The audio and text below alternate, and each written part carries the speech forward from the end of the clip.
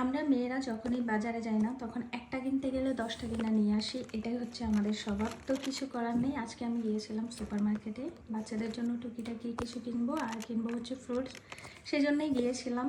তো ওইখান থেকে আমি নিয়ে নিলাম 2টি স্ট্রবেরি অ্যান্ড আঙ্গুর নিলাম, সাথে আমি অনেক কিছু নিয়েছি, সব কিছু দেখাতে পারবো না যেহেতু বাচ্চাদের খাবার নজর লেগে যাবে, বুঝছেন তো। আর এখানে দেখেন টমেটোগুলো, কত রকমের টমেটো আছে রে ভাই, সুইডেনে অনেক সুন্দর সুন্দর টমেটো, দেখেই ভিডিও করে নিলাম। গত বছর যখন আমি গাছ লাগাইছিলাম আমার গাছেও প্রায় 4-5 রকমের টমেটো আসছিল, এই বছরে ইনশাল্লাহ লাগাবো।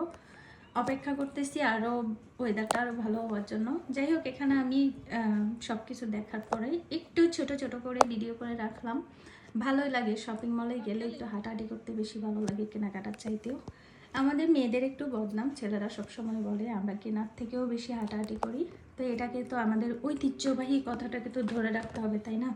শুধু বললে তো হবে না যে মেয়েরা শুধু ঘোরাঘুরি করে কেনাকাটা করে না। তো এটাকে যদি না ধরে রাখি, যদি মনে না রাখি, তাহলে তো ওই কথার কোনো মানেই থাকলো না। সেজন্যই যখনই মার্কেটে যাই একটু ঘোরাফেরাতে একটু বেশি হয়।